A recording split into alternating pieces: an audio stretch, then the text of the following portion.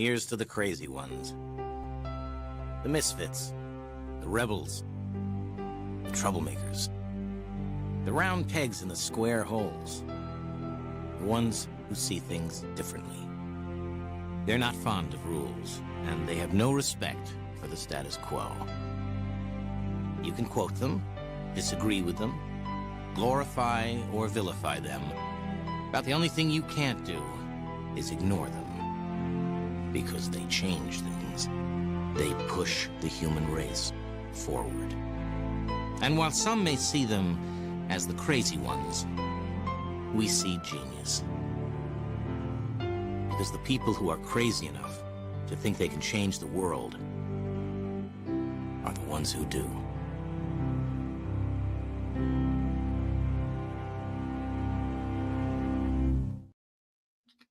Hey friends, Mark Mandel here. Welcome to episode number 6 of Customer Experience Tales from the Trenches. Thanks for coming here with me on this journey. I'm so glad that we're together today. You know, I showed that Apple video in the past a couple of times, and I am such an Apple fanboy. I can't even begin to tell you, but in part because of that video. And we're going to touch on that video a couple of times during this show while we're together today. I think it's going to be really fun to be able to have talks about being mavericks or getting out there and being change makers and talking about, as the ad says, people who are crazy enough to believe they could change the world are the ones who do. And we're going to touch upon all that as we get started here today. You know, we're going to have a really action-packed show. So I actually had to write up show notes today. So it keeps me on track and keeps me honest about what we're going to go through because we have a lot of material to go through today while we're together. So let's get this started without any further preamble. What is this show about? If you haven't seen this show before, it's called Tales from the Trenches for a reason.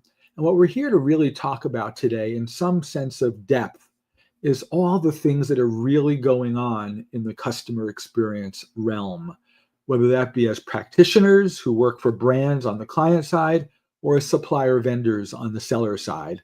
But who are the people making the differences? Who are the people making the impact on customers and their experiences day in and day out?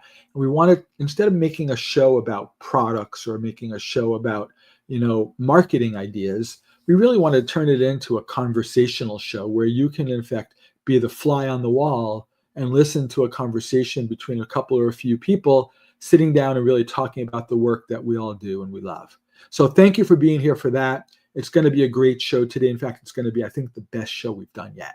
So here's the game plan for today.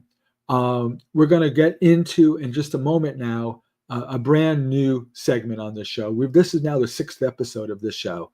We do it once a month. And this new episode, or this new segment in this episode, is going to be an awards episode. And I'm doing that as a way to give gifts. We're now in the holiday season, and I really wanted to give some gifts to people in the CX world who I think are out there being those people, like the people in the Apple ad, making that difference. So we'll come back to that in just a couple of minutes. I'm also going to do my book club segment after that, where I'm going to give away a CX book that I think is terrific. And you guys have always responded well to the book club segment, so thank you for that. Then we're going to turn around and we're going to have an interesting conversation with a guy who I think is going to give you so much to think about that I don't even want to give you a teaser about it. I just can't wait to have that conversation. And then we're going to talk a little bit more after we wind up there, just about the holiday season before we wind it down. But before we get into any of this, guys, I really wanted to take a moment and talk about a pretty big announcement. A pretty big announcement because we're going to be changing this show starting in January in the next episode. And what we're going to be doing starting January is I'm going to be having a full-time co-host here. And some of you guys have met him about a week ago on a different show that we put together, he and I. His name is Ian Gruber. And if you don't know Ian Gruber, check him out. He's one of the original guys in the kind of the customer experience and customer engagement world. He's been in the space a long time. And he's asked me, he reached out and said about a month ago, hey, could I do that show with you as like your partner, your co-host? And I couldn't imagine a bigger gift from anybody than the offer to do that. And so Ian and I are going to be doing this show as partners starting in January. More on that to come later.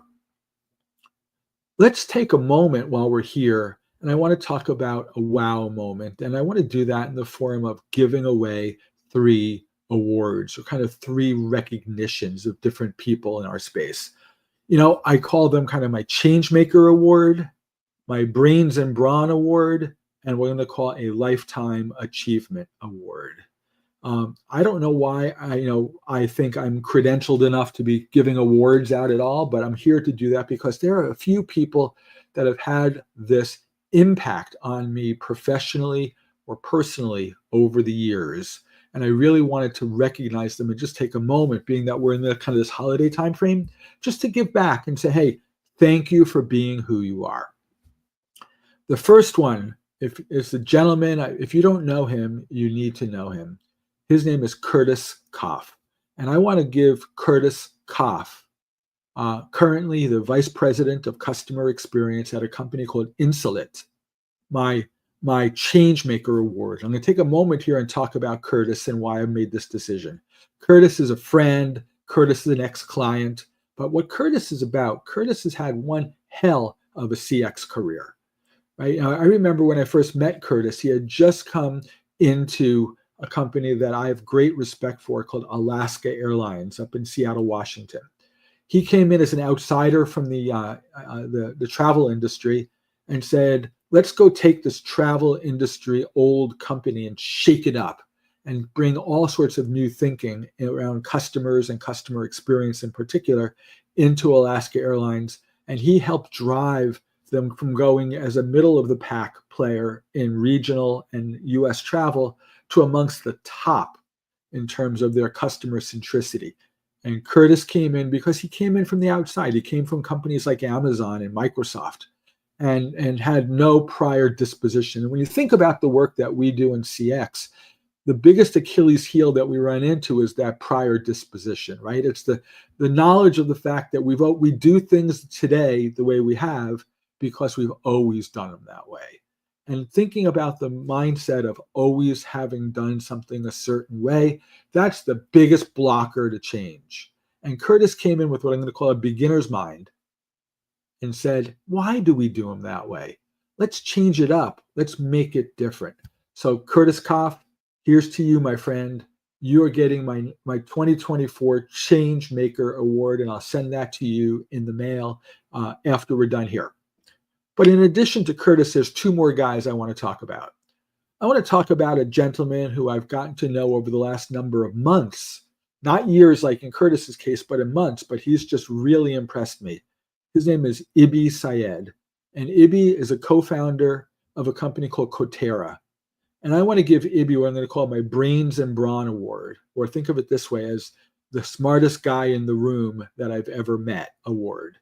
And Ibi and his team at Coursera are building a business that's going to take off like crazy. And what they're talking about is creating something we're going to call an AI operating system for companies.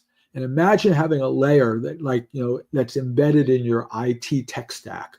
That's just all AI, and you could build and run various applications off of it the way you would off of an operating system. And Ibi and his team at Coursera have delivered on that. They're still young in the journey. They're still just getting started, but boy, have they hit the ground running. And so Ibi, here's to you, my friend. We're going to send you the Brains and Brawn Award. But the third one, another gentleman, and you guys probably mostly know him, if not all know him. His name is Bruce Temkin. And Bruce, I want to recognize you for a couple of things, not just for your customer experience impact that you've had professionally on me, but the fact that you made actually 2 significant changes in your life that I want to touch upon. And I don't want to put you on the spot here, but if you know anything about Bruce Temkin, you've seen both happen. The first thing I'm going to talk about is over the last few years, since largely during COVID, Bruce transformed himself personally. Bruce lost a lot of weight, and Bruce became very health conscious. And man, oh man, oh man, oh man, oh man. There's a whole new Bruce Temkin out there right now. And if you've not seen Bruce or talked to Bruce in a few years, take a look on the internet or go reach out to him and say, let's get together and talk. And the transformation, his physical transformation is striking. Bruce is a different guy. More recently than his physical transformation is the fact that you may have seen the news that came out earlier this year, back in the early springtime of 2024, when he announced out in the world that he's walking away from the role that he's loved at Qualtrics and going out on his own with something called Humanity at Scale. And I'll tell you that Bruce is doing some amazing things right now on his own with a small team of people to change and transform humanity and help people be more human to one another.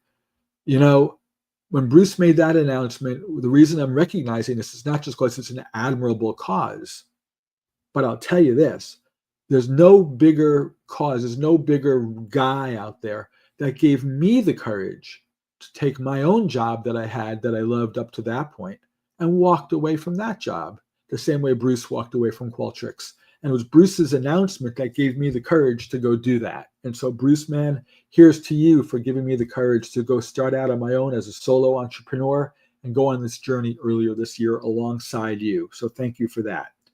So guys, Curtis Koff, Insulet Corporation, you got to reach out to him and get to know him. He's terrific.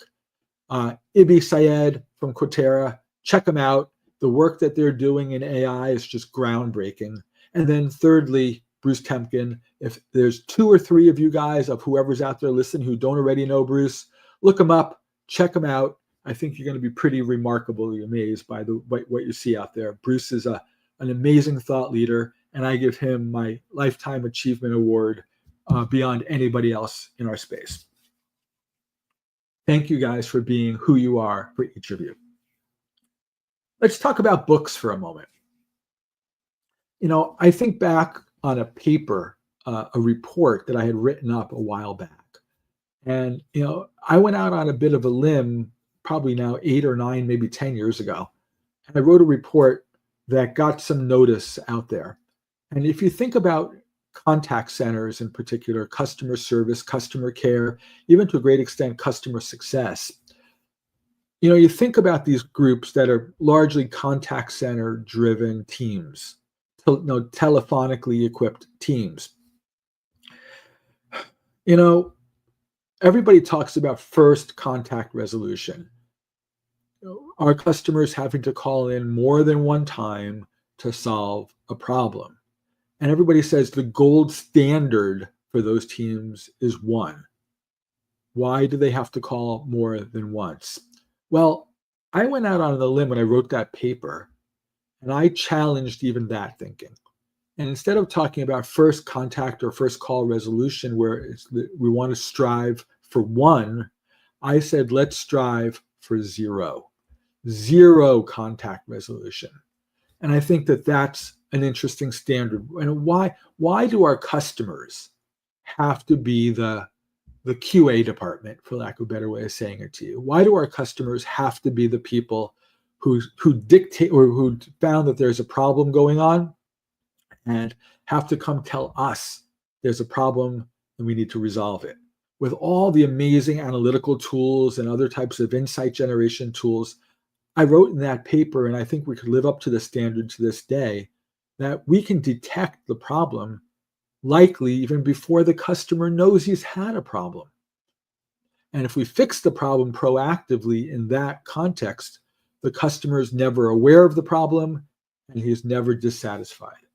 So there is a book that I was given as a gift. It's written by Bill Price and David Jaffe, called The Best Service is No Service: How to Liberate Your Customers from Customer Service, Keep Them Happy, and Control Costs. This talks a lot about this idea that why do we need to provide service at all if in fact we could deliver exceptional services to begin with? And I think back, I think it was either Andrew Jassy, the current CEO of Amazon, or obviously Jeff Bezos before him, who said any call at Amazon to customer service is a failure. I think Bill and David in their book here talk a lot about the same ideas here. Any call into service is a failure, because that means, hey, I tried to do something and I couldn't do it. Now I need your help to get it done. And let's talk about that for just a second. I think this is a compelling concept. And I stand by the paper that I had written all those years ago and the book that those guys put together here as being, I think, the true gold standard that here in late 2024, we can all agree to strive for. The analytics, my friends, will tell us a story, right? And if we can use those analytics effectively to find out where those failure points are in the customer's journey and go fix them, orchestrate outcomes for those people before they notice it and solve those problems before they become problems, I think we're going to have a better overall customer experience by an order of magnitude. So guys, like with my other shows, if you're out there watching this show right now and would like a copy of this book, I'm glad to order copies for you. They're on Amazon, but I'll go spend the money for you and send you a copy as my gift to you for just watching the show and asking for it. So if you want the best service is no service, ping me here or on LinkedIn or through any other channel that you want and say, hey, send me a copy of the book. Send me your address if I don't already have it, and I'll get you a copy of that book. It's pretty awesome.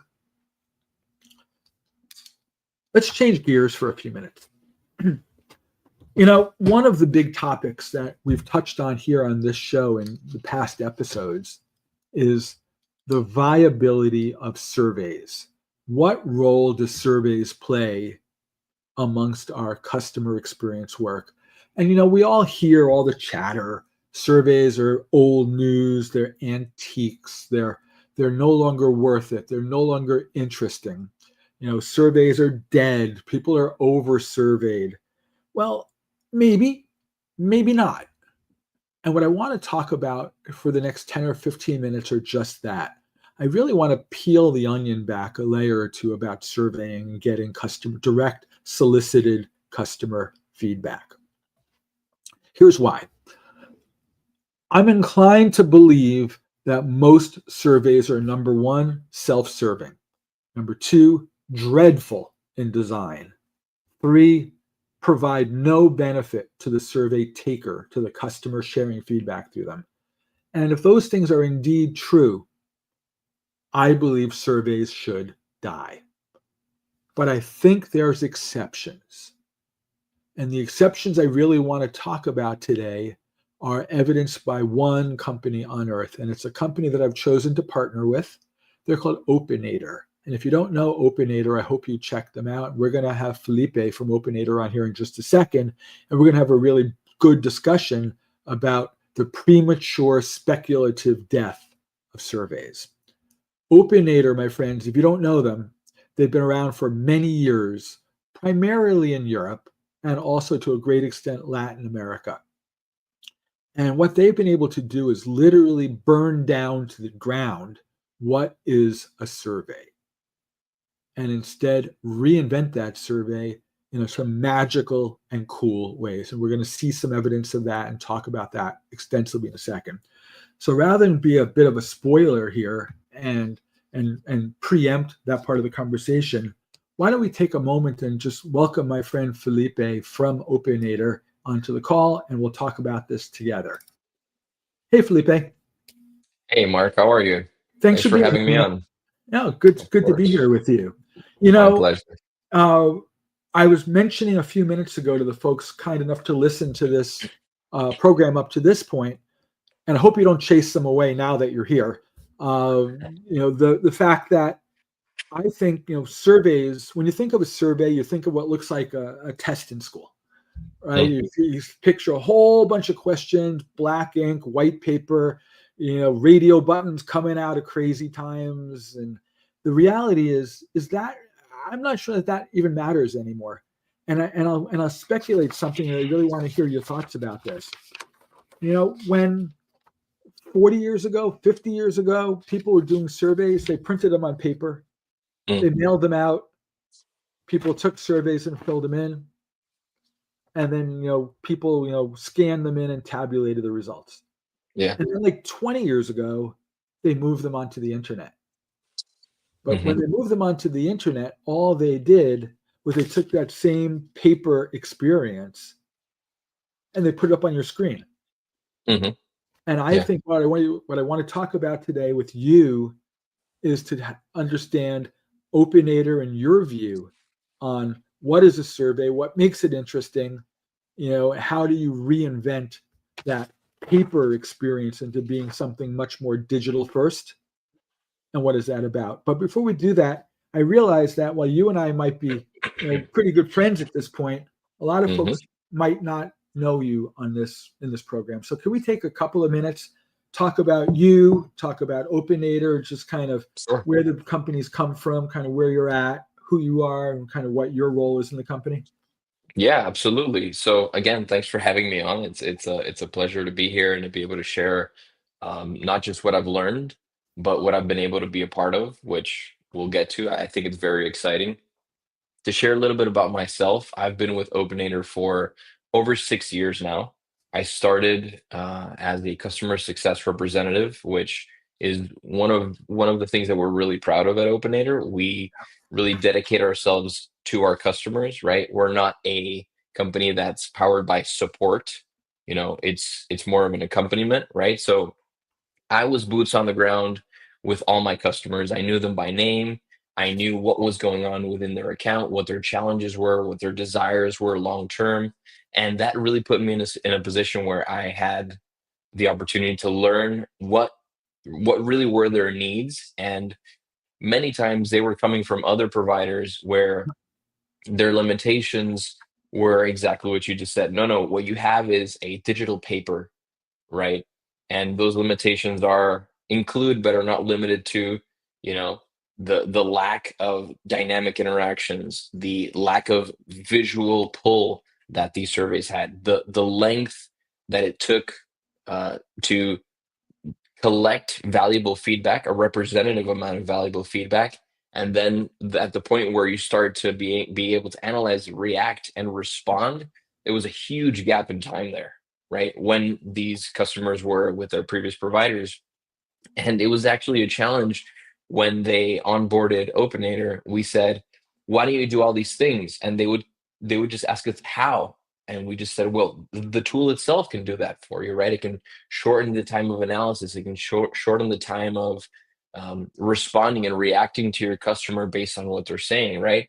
And as I progressed within the company and got to know the co-founders better, they told me the story of how they saw exactly what you're saying happen, right? It went from paper to digital paper, and they said, "How can we leverage this incredible digital space into a tool where we can have the same experiences we were having 50, 60 years ago, not in surveying, but in capturing customer experience," right? It's not the same. A survey is asking specific questions at a specific time, right? Having a conversation with a customer that's going to affect your customer experience is anything from the doorman at a bank, saying, "Hi, how are you, Mr. Mandel? How's the wife?" Right? That there's no surveying being done there, but it's part of a conversation that is going to feed the experience, the day to day, the relationship, right? And plugging that capability into surveys is how OpenInter was born, right? How do we keep surveying through conversation? How do we keep these interactions emotional and as human as possible, right? Excuse me. So as I developed within the company, I had the opportunity to go from, trying to get customers what they needed to a position where I had a level of, we can call it influence as to how these companies decided to move forward long term. They said, "Okay, now we have this tool." Um, and I would jump in proactively and say, what if we do this? What if we do that? What if we try this other thing that I've never heard of before?" Right? And that's really where I'm kind of at a crossroads. Are surveys dead? Yes, but can we redefine them and bring them back to life? Can they evolve and come back somehow? And I think that that's exactly what Opinator is doing. That's really interesting. So it sounds like what you're seeing is an opportunity to bring what I'm going to use kind of a big concept word here, bring a level of authenticity, Mm, emotional authenticity mhm. into the feedback loop, which is going beyond, please fill in my form, which is what everybody Correct. comes to hate. Yeah, That's exactly right. That's interesting. So does anybody else do that? I mean, I think you guys are telling this story and it's pretty unique. I've not heard a story about when I think about, when we learn about how to do surveys back in survey school, they tell you Mm, things like, surveys cannot bias the customer. They teach every survey has to be bland and boring and not leading and not emotional and not this and not that, because it's going to make everything bad in terms of the research. And I'm going to use a challenging word here. I'm going to call BS on that whole problem. mm, And instead, come out and say, you know what? As CX professionals, our job is to make people excited about the brand and excited mhm, about the company and excited about the experiences that they just had. And the more that we can put a positive packaging mhm. on the feedback loop, I think the more it will remind people of the positives in the experiences that they've had. But they're inevitably Absolutely. had good and bad, but we want to remind them and reinforce the good. Is that fair thing to say? Absolutely. I would go as far as to say that putting your brand on the experience, on the surveying experience, Yep. is a serious commitment, right? We invest in our brands and we have our marketing and advertising teams, dedicate hours, days, months to different campaigns, different strategies that are then, put up on Times Square, on huge billboards, deployed over social media campaigns. Yep. We should have the same amount of commitment and concern with our voice of the customer. And what do I I agree. mean by that? Right. Uh, a huge company, whether that's a retail company, a B2B company, if you put your logo on something, and not just your logo, but your whole look and feel, your different services or products that you have, if you include those in anything that you do, whether it's in digital or physical space, you're putting your stamp on that, Yep. right? The experience that your customer is going to have while interacting with that is everything. Right. And so you bring up a great point. And what we've done at Opinator is that is the first thing. We have a saying in Central America, comemos con los ojos. We eat with our eyes first. Hmm. Right. Um, and inevitably, if I see something that's bland, tasteless, and absolutely unemotional, it's going to generate zero interest in me to interact with it at all. And then there's a waterfall effect that's going to negatively impact the person that's presented that you know lifeless interaction to me. But a company that puts effort into what is this, we'll call it a survey for lack of better words, but what is this survey supposed to do? What is it supposed to do at an emotional level with this customer? What is this customer going through, and how do I put myself into their shoes? And the more resources you dedicate to having your brand be a part of that experience, the more you've committed that that experience has to be top notch, just like it would be anywhere else, at your stores, on your social media, et cetera, et cetera. Right. So I absolutely agree with you there. I mean, what I hate hearing is when people tell me, "Who cares? It's only a survey," The right? worst. The And, worst. and, and I believe, and tell me what your thoughts are about this. I think the act of asking a customer for feedback could be really a key moment of truth on their journey, right? It could be a key touch point on that journey. And Absolutely. the more we treat it like only a throwaway experience, the less we're going to benefit from it. And frankly, people are burned out by those crappy throwaway experiences. And I Yeah, think, we were talking, sorry to interrupt you. We were talking the other day about the peak end rule, yeah, exactly. right? And for those of you who might not be familiar, the peak end rule is essentially customers are going to remember typically 2 points Yep. uh, within an interaction with you, whether that's perhaps I'm looking for gifts for my wife, and I go to a website, I consider something, I add something to the cart, I come back a few days later, right? That whole experience can take days, weeks, but a customer is going to remember two moments: the peak experience moment, where you were getting the most value, Yep. or highest level of emotion, right? And you're going to remember the last interaction, Yep. right? So I've paid, I just spent, I don't know, say $500 on Yep. something beautiful for my wife. I'm excited because she's going to be excited. I hope she likes it. And in that moment, my excitement is going to translate into a sort of like closeness with this brand, right?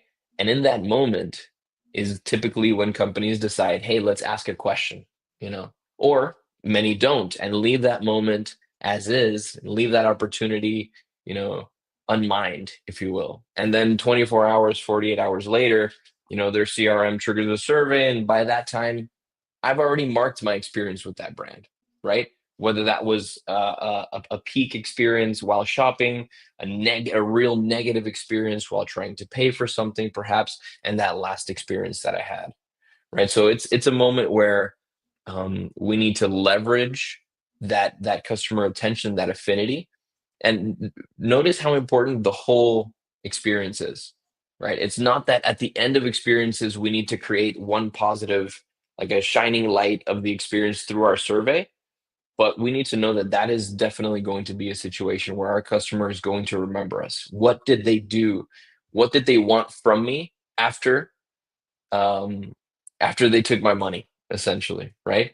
Do they want to know more about me? Um, did they take the time to listen, right? So I absolutely agree that that the peak end rule is something that we should consider more seriously, right? And that's placing our brand at those moments. We're talking about a lot of big ideas here, and it dawns on me that a lot of these ideas are very visual. And I know that it's hard to imagine what you're talking about without seeing it. Hmm. And Yeah. so I know we have a couple of screens teed up here. So I'm going to bring up a screen and let's just kind of Mhm. give our listeners a chance to kind of get a sense of what we're saying here, because I think it's really important that we take a look at this. And so what I want to do is kind of just jump to a screen like this Hmm. and have you describe what we're seeing here. Because I think understanding a screen like this is super key to understanding the kind of the whole thesis of what we're here to talk about. Absolutely. So a moment ago, I used the term surveys and said, for lack of a better word. And the reality is, we do have a better word. We've created it. We've come up with it, and that is OPIs. OPIs are our digital interaction formats, right? That's the ones that our platform helps our customers create. And these are absolutely code free. They're modular. They're essentially building blocks that can be composed of questions or I don't want to just say questions because sometimes it's, just an input. I wish I had more examples here because we have so many.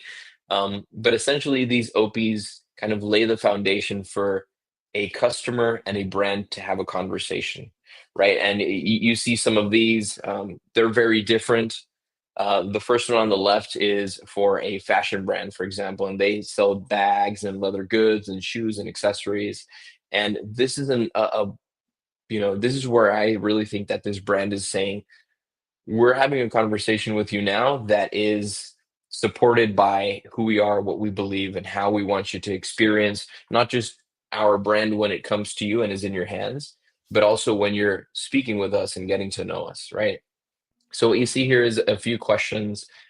These are just some demos that we prepared, and as you can see, throughout the whole thing, I feel this brand speaking to me, right? I have this person who's using the eyewear, using the headwear, using the necklaces. We see bags, we see shirts, and the reality is, each time you include one of these elements into the interaction, you're getting closer and closer to what this interaction would be in person, right? You're at a store and you're saying, what category do you like? And you show the wall, and the wall has the shoes, the accessories, the eyewear. You can touch it, you can feel it.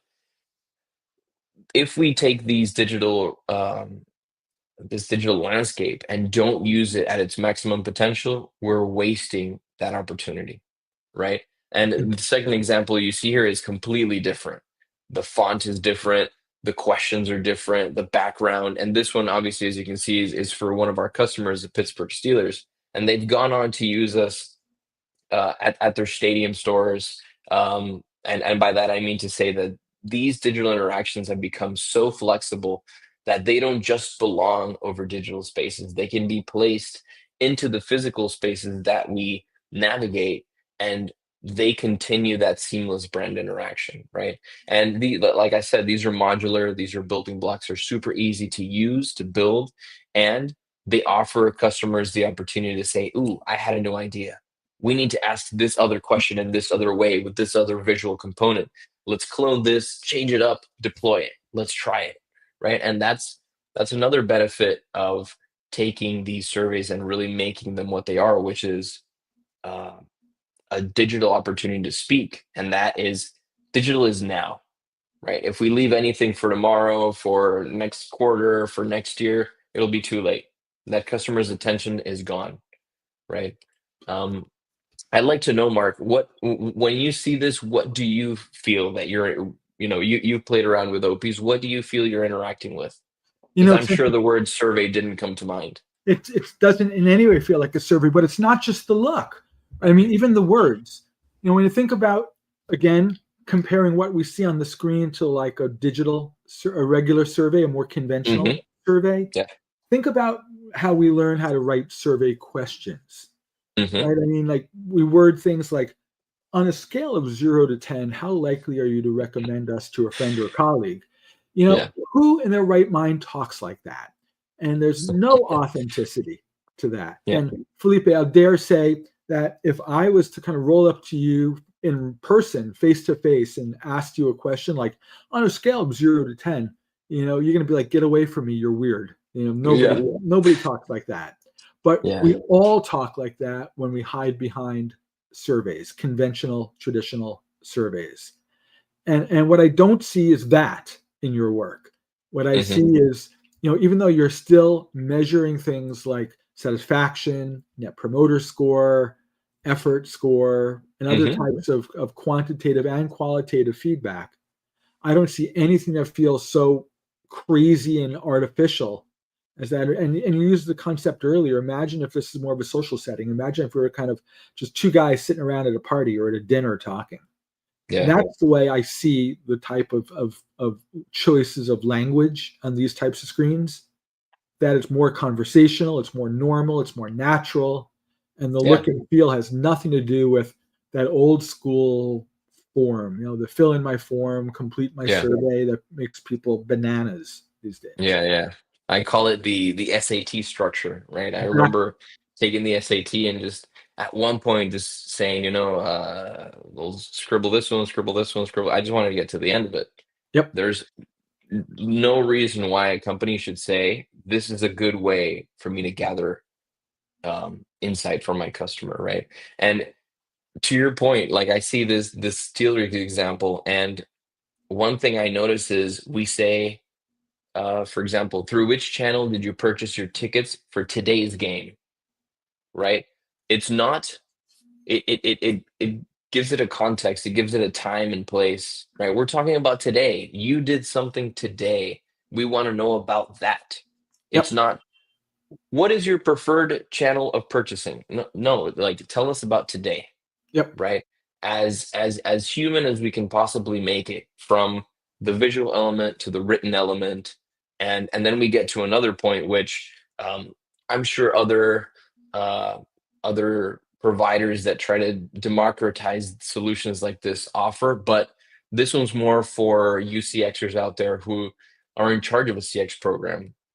Leverage responses, your responses to the customer. What do I mean by that? When you go and you finish a survey, if all you say is thank you for your feedback, we're working tirelessly to make your experience is better, you're leaving a lot on the table. Yep. Two things come to mind immediately. First of all, um, you better be thankful that they took the time out of their day to give you your feedback, right? That's a given.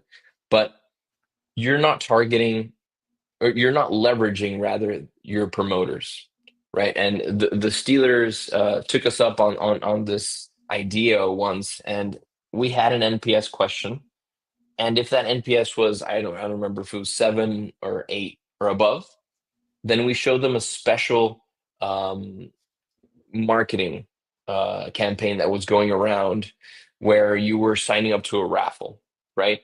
And the logic would support that if someone's willing to buy from you, they're willing to participate in your marketing campaigns, right? Yep.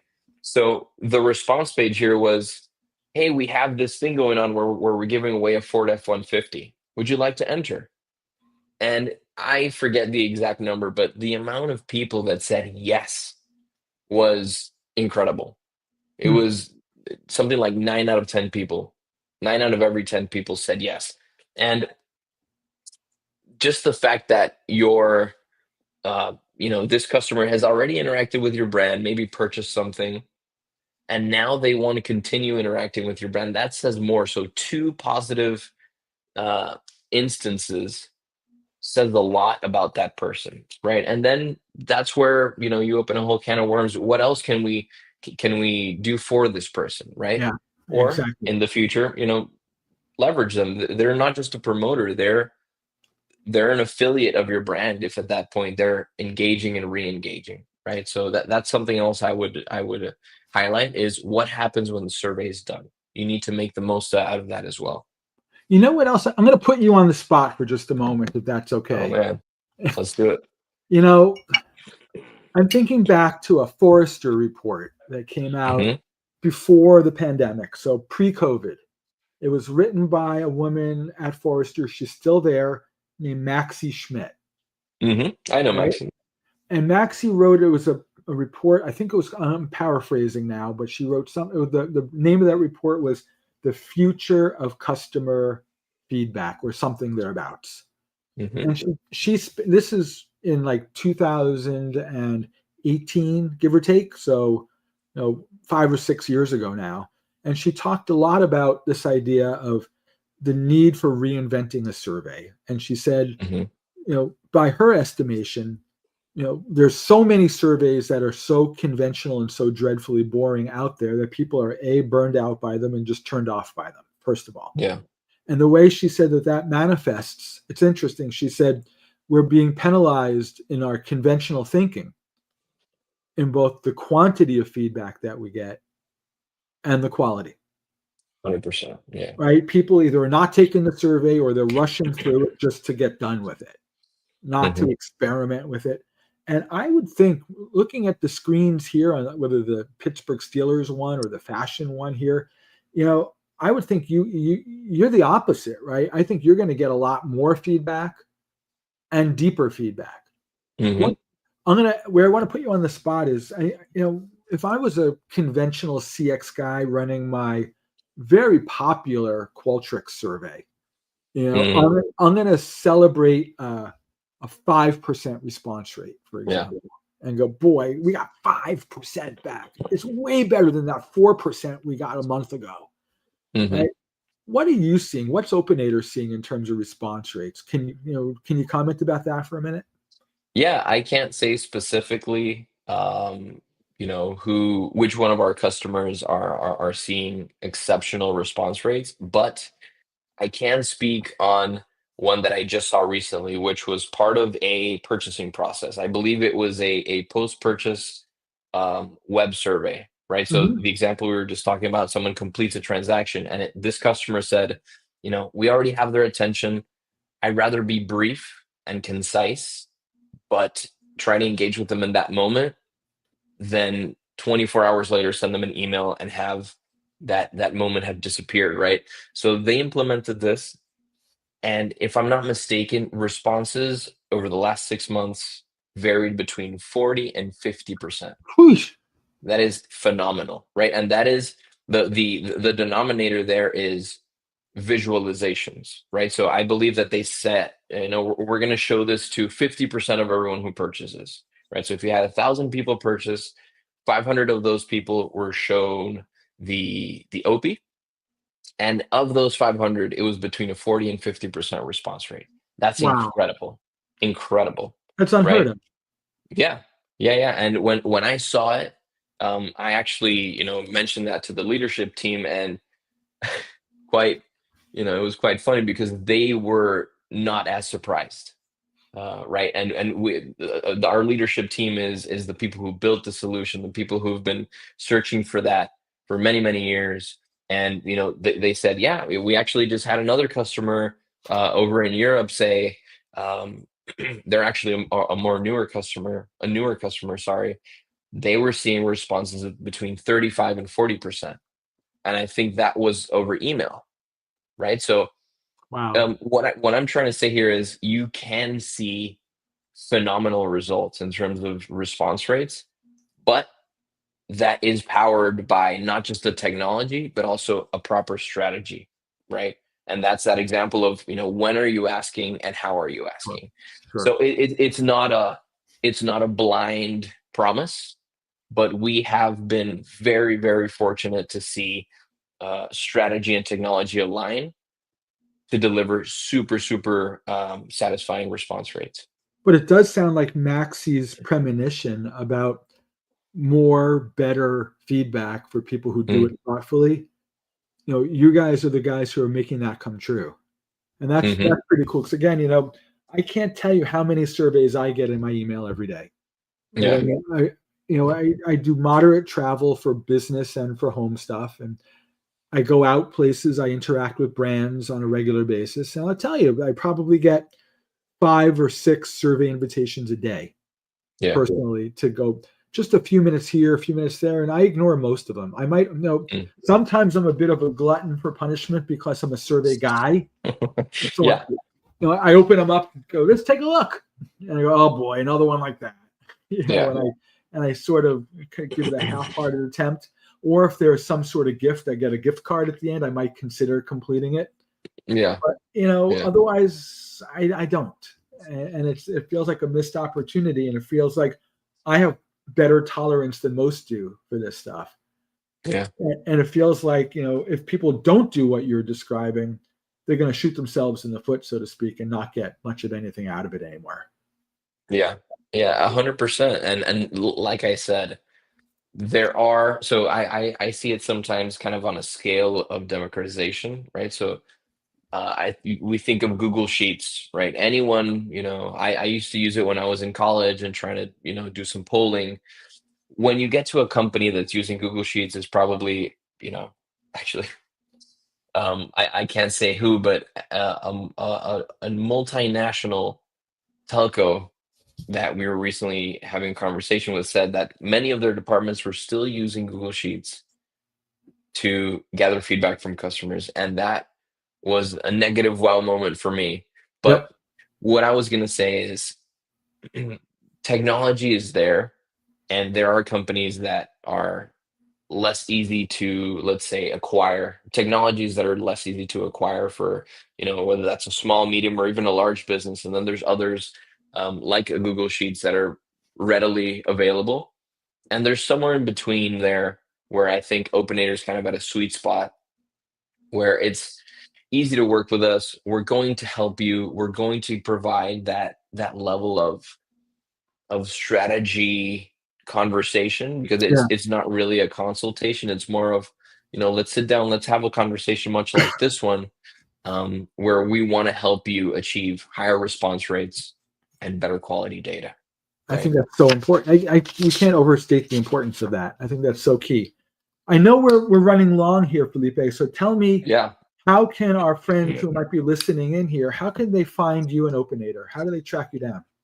So you can email me, fchamorro@openator.com. I will be happy to set up a call, or just, respond to your doubts over email. You can find us at openator.com as well. Of course, we have contact sheets there, and that those will be redirected to me or to my colleagues. You can also find us on LinkedIn, of course. We'd be happy to have as many conversations as any of the listeners out there want to have. Cool. We're a very patient and very engaging company, so we're always happy to have interesting conversations. That's terrific. I think that you guys are exciting to see, because it's so easy, right? Just as a final thought here, it's so easy to fall into the trap of just seeing a company like Medallia or Qualtrics as kind of a leader in our space.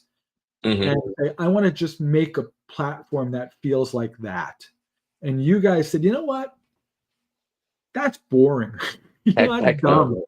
Yeah. We want to do a different thing. We want to be who we are and kind of stand for the values that we have. And more power to you, my friend, for being the guys who stand out there and say, I want to be different. I want Yeah, to think of feedback as being an experience, for lack of a that's better way. exactly right. Much like the intro video, Yep. pioneers, thinkers. And I love that end of that ad, right? It's the people who are crazy enough to think they could change the world are the ones who do. That's exactly right.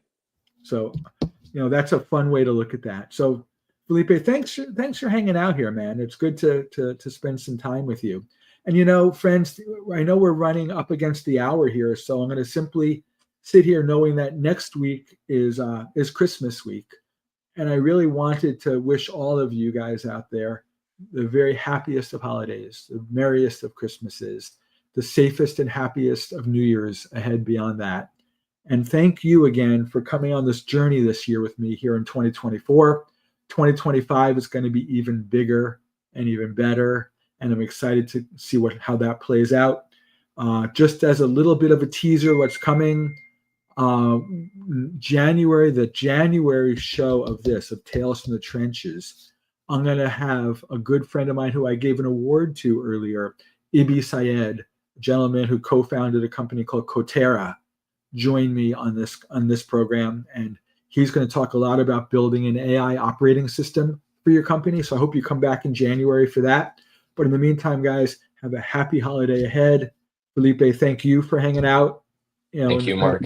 Thanks for being here with Felipe and me today. Stay well, my friends. Stay safe. Happy holidays. Happy New Year. And we'll see you soon. Take care, guys. Thanks, everyone. Bye-bye now.